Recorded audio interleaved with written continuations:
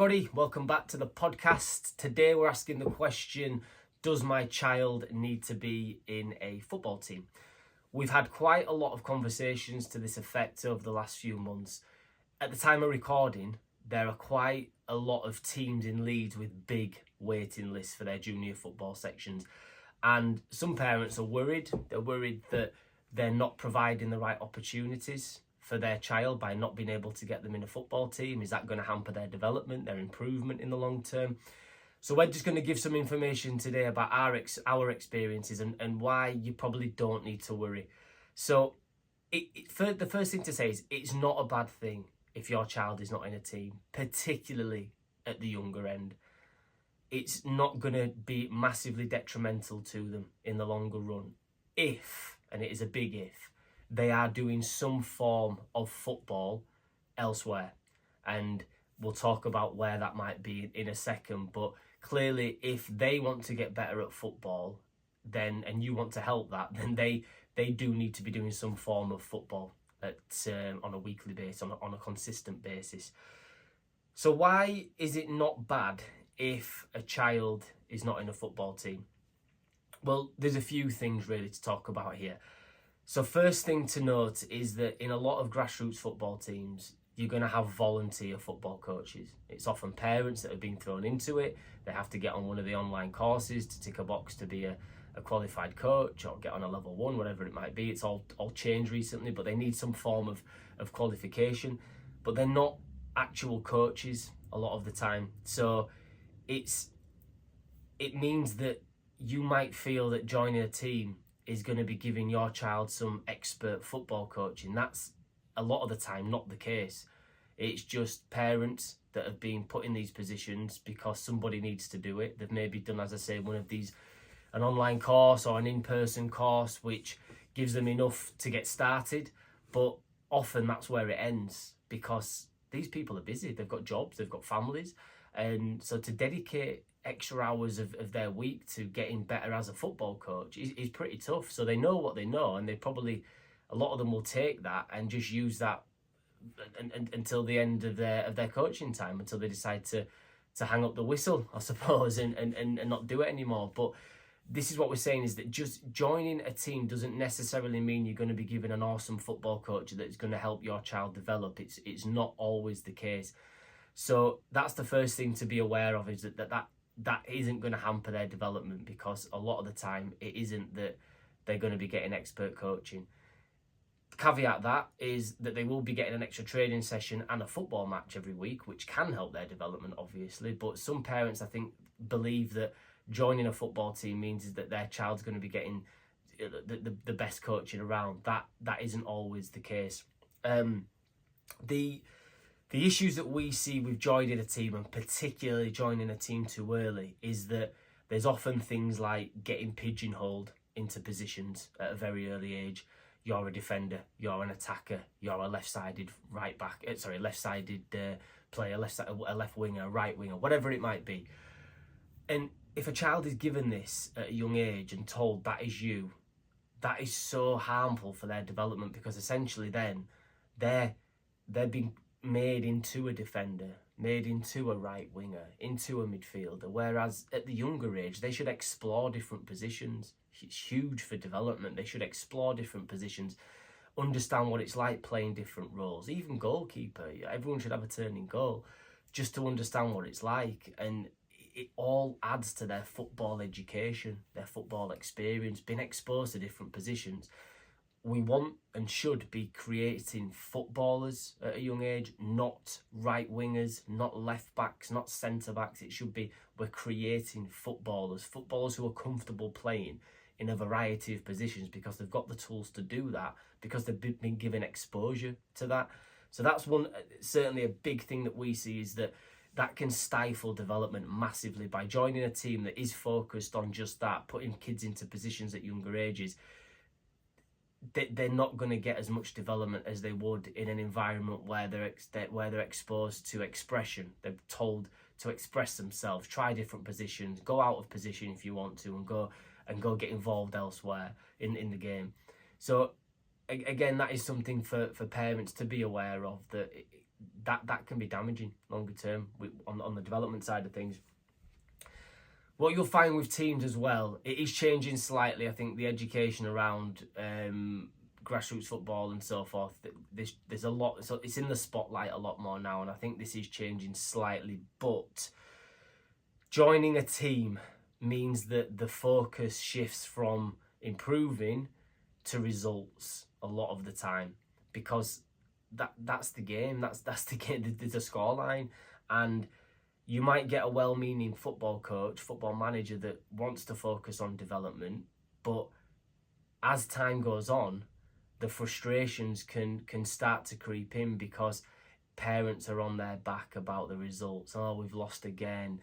And all of a sudden then it becomes something different. It becomes, okay, well now we need to set up a team not to get beat, set up a team to win games. Then you get the coaches that had no intention of ever worrying about an individual getting better. They were just focused on the results anyway, because they want to go into work on a Monday morning and tell their friends that they smashed an under-9s team 16-0, whatever it might be. And these are things that we've all heard. So when the focus shifts from improvement, development to results, there's obviously then going to be a limited chance for your child to express themselves, for your child to try things without fear of being told off. Because if they try to take that player on and lost the ball and then the other team scores, woe betide them. So there's these things that again you need to be aware of, that if you're in the wrong team, certainly, and that is the focus, the results is the focus, that can be damaging longer term as well for their overall development. Yep, they're playing, they're training, but the focus shifts from their improvement to the team winning football matches, which at the younger end doesn't really matter. That's why the FA and the governing bodies have tried to move away from grassroots football being competitive. It's not, I don't believe anyway, I believe that it is more they're trying to focus on the development of individual children and their enjoyment as a result of that, not making it all about winning and losing, which is a very, very different thing. And just as a side note to that as well, one of the biggest things in football development for children is decision-making skills. They can be as good as they want with a football, but if they aren't able to make the right decisions at the right time, it doesn't really matter.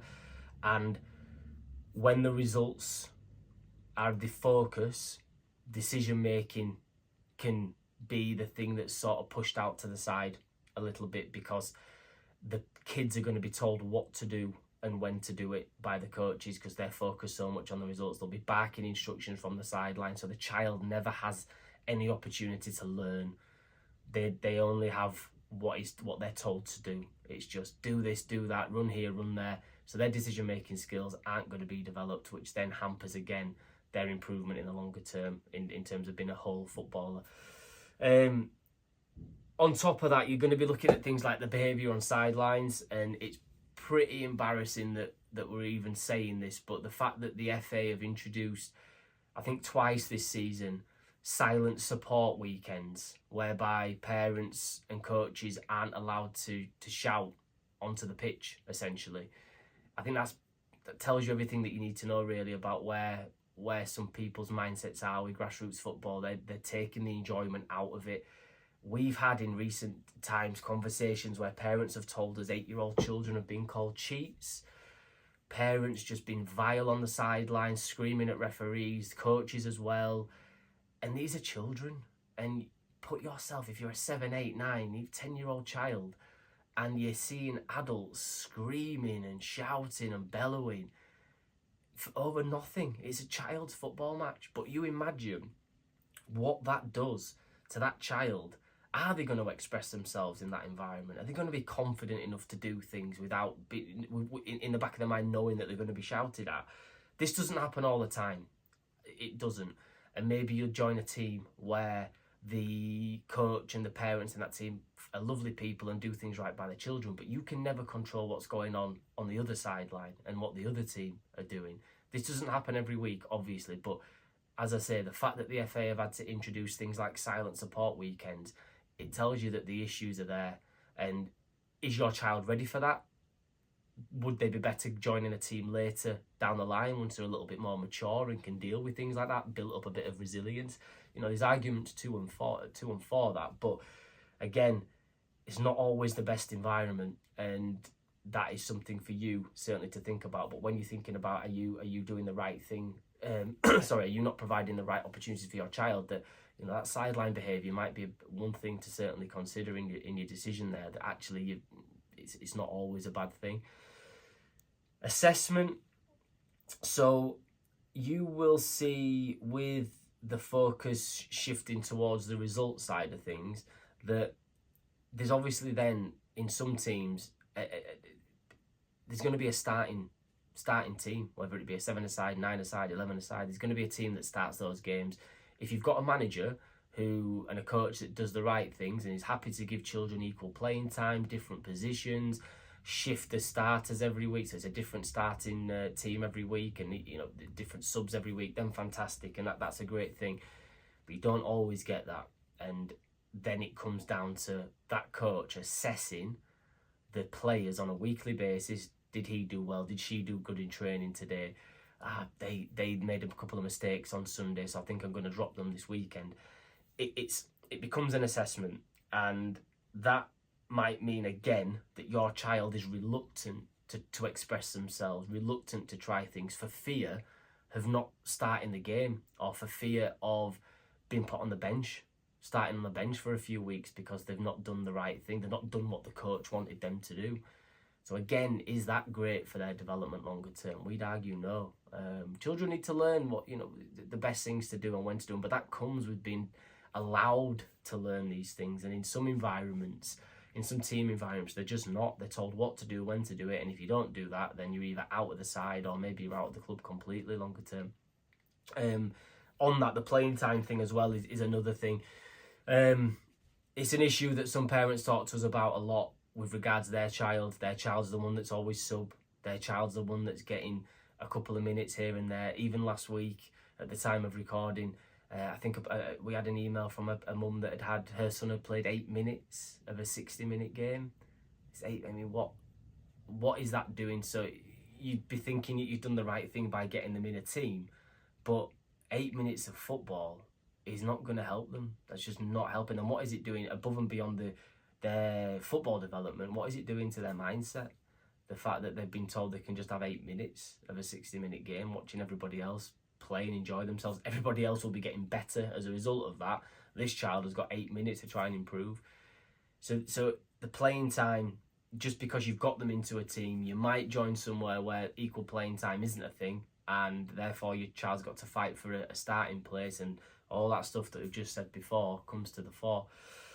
So that's some of the issues that you can find with some teams, and I will keep saying this with some teams, not all. Some teams, and we know a lot of them, they do things the right way, but it's hard for a coach. It's hard for a volunteer coach to balance the expectations of the children, the expectations of the parents, the development of the children, the results, because even if we started something and we were saying we're going to focus purely on the development, it is hard to take the ego out of it. It is hard to get children to understand that the development is more important than results. It's hard to get parents to understand that. So you do get some well-meaning coaches that want to do the right things, but trying to keep everybody happy is tough. So that we just wanted to say that there, because we're not saying that all teams are bad. That is not at all. Grassroots football coaches, a lot of them are heroes. They give up their time free of charge. The amount of admin that goes into it, they are fantastic human beings for doing that. So that we do want to sort of say that point. So with all that in mind, they're not in a team. So what now? There is a big but with this. They're not in a team, but they do need to be doing something. They do need to be playing some form of consistent football, and that could come in the street, which you see less and less these days. But going back to certainly when I was a kid, I had one training session and one match a week. That was it. And this was back when, I don't even think coaches had to have a DBS check. They certainly weren't required to be FA qualified. So you can imagine some of the training sessions we had, they weren't really great for overall development. My development came from playing consistently in the street with my mates, hour in, hour out, day after day, at the park with my pals, at school, in the playground. That's where my development came, and that's why I improved. It's hard now. Kids aren't out on the street playing as much. Society changes, technology that's taken over a lot of children's lives. But if you can get your child out with friends, either in the street if it's safe to do so, or you can maybe facilitate things like get them to the park, take 4 of the pals to the park and have a little game, just let them play and go off. These things are going to help, but it has to be done consistently. School football, again, not everybody plays football in the playground anymore because some schools have banned it, unfortunately. But if you can get them involved in things like after school clubs, where they are going to be playing at least a couple of hours, an hour or two a week extra, then great. It might not be the best coaching again, whatever, but at least they're playing, they're doing something consistent. And then things like football schools like us, and this is not a sales job about come and join Foot Tech or whatever else. It's not. But if you can find an environment where your child is exposed to good quality football coaching on a consistent basis, regardless of them being in a team or not, they should improve. And we've got some examples of that. It's why we are what we are and why we do what we do, and we've done it for so long. Kids do improve with consistent coaching, consistent attendance at good quality training sessions, whether that is in a team or in somewhere like ourselves, like I say. And I hope that the next part puts your mind at rest, because I'm going to give you some real life examples of experience that we've had at Foot Tech of children that essentially didn't join teams until late, into what would be in inverted commas classed as late. And some of the best players that we've had, I will say, some of the best players that we've had didn't join teams until late into primary school, and I'm going to explain why. So some examples of recently, we took a team of our under-9s players. So these are kids that are at Foot Tech of a certain age, and we just grouped them together. Some of them had never met each other. 6 of them, of I think a squad of 12, had never played for a grassroots football team, never played a competitive match in their life. The only thing they'd done was Foot Tech and perhaps some bits at school. Okay, so that was it. That had all they did, and we played 4 sort of 12 to 15 minute matches against a local grassroots team. This grassroots team asked us to do this because they wanted to help some of their children, give them an extra bit of match time and so on, so we obliged. And I think we didn't keep the score because we never do, we're not bothered about that, but I think we won a couple, we drew one, I think there was a narrow loss. So our kids that A, had never met each other, and B, half of them had not played for a team before and not been in that environment before, these kids more than held their own against a grassroots team that I think they're into the 4th season together. So this goes back to what I've said. They don't necessarily need to be in a team to have had the development, to get the development that they need. So that is a prime example, a great recent example. I think certainly one of the players will hopefully be joining that team because the coach was so impressed with that. I think he would have taken a few of them, but obviously there's waiting lists and so forth. But one in particular might be getting a chance there because of how well he did, and he'd never played for a team before. He'd only done Foot Tech. I've had a little boy recently, year 5, in one of my classes on a Wednesday. He came and I assumed he was late to football because he said he didn't play for a team and what have you, so I thought he'd maybe just taken his first steps in. Absolutely unbelievable to say that he'd never played for a team before. His footwork, his ability to beat players, absolutely fantastic. And when I got to the bottom of it, it's just the fact that he's been playing consistently in the street with his mates. He lives in an area where he can do that, and he's got pals out all the time with him, and he just plays, does a bit at school in the playground. He came to us for about 6 months, got some good coaching, and we helped him go to the next level. And he's now, we've just helped him join his first team as a result of that, and he's got straight in because he's at that level. And it's come down to the fact he's been consistent with his football in some capacity, and then he's come to us for some proper coaching, I guess, and he's gone to the next level. So another example of that, but that came down to the fact that he was out playing a lot. Little boy at one of our after school clubs, he only did Foot Tech for an hour a week. He only played football for an hour a week and a bit in the playground. He was big into his martial arts, and he ended up getting in the school football team over 2 or 3 children, his friends, who actually play for teams outside of school. And that's not just because that's not we're saying, wow, check us out. Foot Tech is responsible for that. It's not. It's the fact that he's exposed. His parents have exposed him to other sports and other activities, which has helped his athletic development. Add to that a little bit of consistent football, and you've got somebody that is capable, very capable, of getting into a school football team. That is something that we'll talk about in a second in terms of some of the other bits that you can be doing. But the fact that he played an hour a week at least of consistent football, but he was doing a lot of other activities, has really helped his overall development to the point where, as I say, he's got into the team above other people. We talk a lot on this podcast about Jasmine. She's one of the standard bearers of ours from Foot Tech. She joined us, I think she was year 1, year 2. Didn't join a football team until year 4 or 5 in primary school. And I'd say, pound for pound, she is probably the best player that we've ever had come through Foot Tech. She's now at Leeds United, doing fantastically well. We've got high hopes for her. But again, didn't join a team until later on. She just exposed herself to some good quality coach on a weekly basis. The parents exposed her to good quality coach on a weekly basis. But then she played. Every time you'd see that girl out and about, she'd have a ball at her feet and she'd just play, whether that's in the playground at school, at Foot Tech, or in the garden, in the park with friends. She just played a lot. So again, another good example there.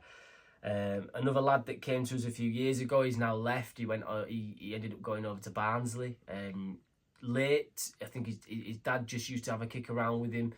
Got him into Foot Tech at about year 2, and then he didn't join a team until I think year 4 again, and then ended up getting signed by Barnsley. He's been released since then, but he was good enough to get to that sort of level, and not played for a team. He just got good coaching, played a lot away from Foot Tech, and then yeah, as I say, he joined a team and that took him to the next level. But he wasn't joining a team in year 1 or year 2, year 3. It was later on.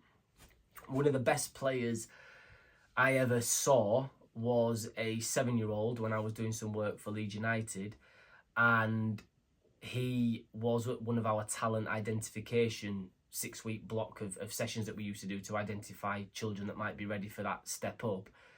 Had never played for a team, only played in the street and in the garden, and genuinely one of the most exciting talents I have ever seen at that age. Unbelievable. And he had never ever played for a team before, but again, he'd done the other bits. He'd just played consistently. There was some natural talent there, of course, but his football purely came from playing consistently, playing out consistently. And then maybe the best example I can give you to hopefully put your mind at rest is one of our coaches at the time of speaking, Luke Lyons. He is or was an ex-professional, but his journey didn't join a football team until I think year 4, and was then scouted by Leeds United when he was 12, which in itself is a story because that's pretty late. And then he ended up signing a professional contract. He played professional football in Scotland for Airdrie before injury retired him essentially at a young age, unfortunately. But he is another case in point. He enjoyed playing with his friends in the street at a young age consistently, and then joined a team when his mum decided he could, basically, when his mum decided he was ready for it, or when he could find one. But that wasn't until year 4-ish. So again, he went all the way. The prime example went all the way. But hopefully those examples they're sort of 2, 4, 6, 7 examples. I could give you loads more. What we want to try and do today with this podcast this episode is just to sort of put your mind at rest a little bit, that it's not always a bad thing, but you do need to be doing certain things to make sure that your child is still getting that development they need to then hopefully join a team when there's a place or when they're ready. As I say, the thing that they all had in common was they were doing some form of consistent football, whether that be with the friends, whether that be at places like Foot Tech, football schools and so on. They were doing some form of football on a consistent basis. So the next point is we feel that if you're not going to be able to get them in a team, or you don't feel they're ready for a team yet, then you just need to control what you can control in this. If there is a waiting list and you can't get in, then okay, what can you do? Goes back to what we said. Get them out. Get them out playing as much as you can, whether that's you taking them to the park, some home football, but ideally you want them out with friends, with 2 or 3 friends, and just let them play against each other, just like we used to do in the street. A lot of parents listening to this will remember. Try and create that environment. If that means you've got to take them all to the park, fine. If that means you've got to sit outside with a cup of tea and watch them while they're on the street playing, fine. But do what you can to try and get them playing with their friends as much as possible. And if you can't do that, you get them out and just have a kick around with them as much as possible. We'd always say we want defenders, we want opposed things. But worst case, it'll just be yourself and them with a football.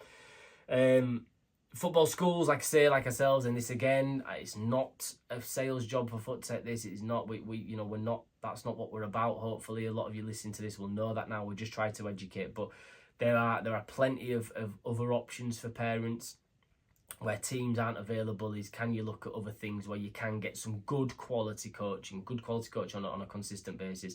And with that, I'd say is try a few. Go to a few, get a few taster sessions and see which would work best for your child, what environment is best for your child. Speak to them about what they can provide. They should be able to tell, certainly with us when we get new starters, we give them everything that they're going to be exposed to, how we develop them. All our parents get that, but you should try a few and see which is going to work best for you. Push for the after school clubs at school. Any football's better than no football in some cases. So if you can get them into school clubs and what have you, please do so. That's not a bad thing if again if it's done in the right way, but hopefully it will be. And then the other thing would be multi-sport. So going back to the little boy at the after school club that did martial arts and just a bit of football, if you can create an environment where your child is exposed to a lot of different things or has another couple of sports that they're playing, then that can help their football, because it's going to help them become an athlete. They're going to move their bodies in different ways, in better ways a lot of the time, be a little bit more functional and fluid with their movements. If you can create a little mini athlete, then dropping them into a football team further down the line is probably going to be easier than if you just decided, actually, no, I'll let them sit on YouTube for the next few years until a place becomes available. We'd say that doing a sport of some description is going to help them.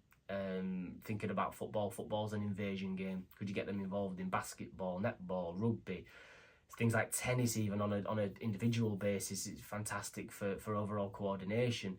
Just something. Get them involved in something else, your martial arts, your boxing, something that's going to help them athletically develop, and that will mean that they're at a bit more of an advantage when they do get into these football teams if they haven't been able to play, a lot of football elsewhere. Side note, just before we go to the conclusion, we get a lot of children at FootTech who are late to football, so 9, 10, 11, that have just decided they want to start playing football. And we would recommend that parents maybe do look at something else before they join a team, unless that team has got some form of development squad where they are going to be given the time and coaching they need to improve, because they've got a lot of catching up to do. Joining football late isn't always a bad thing. We've had some great examples of children that have just excelled by joining football later on. But if they're new to football and you're going to join a team that's got existing players that have played for many, many years, think about what that might do to your child's confidence. They're going to join. They probably will be joining at a disadvantage if they've never played much football before. So that is a time when you maybe do need to be looking at, right, where else can I get them some coaching first to then help them get the confidence and skill level to join a team. And again, we've had countless. That's probably our bread and butter. We've had countless examples of that where children have come to us late on. We've given what they need, and then we've moved. They've moved on. Hopefully, they can combine the two and get the best of both worlds. But that's not always possible. But at least we've given them the tools they need to be able to get into these teams. So, conclusion: in my opinion, there definitely comes a time that the child should join a team if they want to. That's the big thing. If they want to. Some kids, we've got plenty of them here, that they just want to play.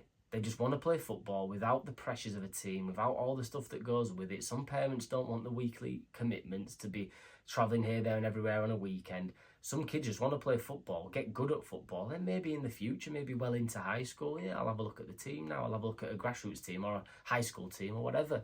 But I had some of the best memories, and some of my best memories come from being in a football team. But that was more about the friendship circles as opposed to the coaching I got. Some of the coaching left a lot to be desired based on what I know now. But I had some great memories, and I think it's great for everybody to be in a team, but it needs to be the right environment for your child. That will differ for every single person listening, but it needs to be the right environment for your child. Get that wrong and they could go backwards, or they could certainly plateau in their development. We hear it a lot. Parents, I don't know how many times we hear something along the lines of they're different kids here compared to where they are with the team, because they're allowed to express themselves with us and try things without being shouted at. If your child can't deal with that, then you'd probably be better off leaving a team for now, or just trying to find a team that is going to give them what they need. It might be easy, it might be simple just to jump into something because there's been waiting lists and you've got in there, right, I'll just pick that team and I'll deal with it. But it can be counterproductive if that team isn't right.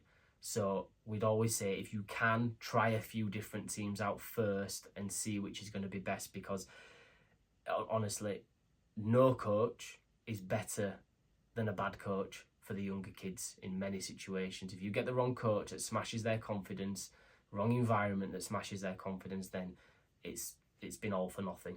So everything that you think you're doing, provided them opportunity, actually it might be very counterproductive. Like we said, try not to worry too much, but just tip the odds in their favour with some of the things that we've said there: the consistent football, the multi-sport maybe, for example, and just try to get them out as much as possible playing. Just out moving more in general is a big start. But there are many great teams locally and across the UK, many great clubs who do the right thing, but there are those that don't, because they don't know any different. I don't think it ever comes from a bad place. I think that some people are still coaching football the way that they were coached it way back when. Going back to your Kes days, the old PE teacher from Kes, that sort of thing. But some people think they're doing the right thing, but they just don't know any different. But many other clubs are trying new things, trying to do the right things, and they're fantastic. And hopefully that's only going to increase as time goes on and more education is given to clubs, parents, and junior coaches, well, junior grassroots coaches.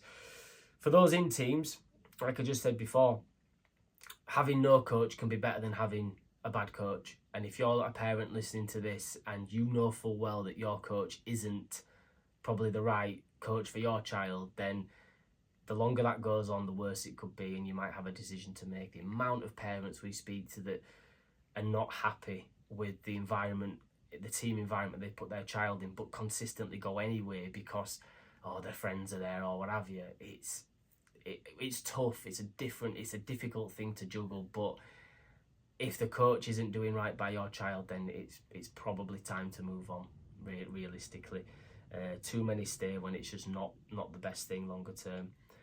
Like I say, there comes a time when I think that many children should try a team, but it doesn't have to happen. It doesn't have to happen, certainly in the younger years, and the examples that I've given hopefully put your mind at rest there. But if you do have any questions for us on this, please do talk to us. Grassroots football should be a fantastic place in these team environments, and it is a lot of the time, and kids have some fantastic experiences, but that doesn't mean that they're missing out by not being in that at the early ages and even in the later ages, and they might not be missing out on too much just yet. What they might be doing actually is improving to a point where they can walk into these teams when they're older, or certainly get into the primary school teams, the high school teams and so forth when they're older, because they've developed in a very different way, in a better way in a lot of cases. Thank you for listening. As I say, drop any comments to us. We'll be happy to help out, and we'll see you next time.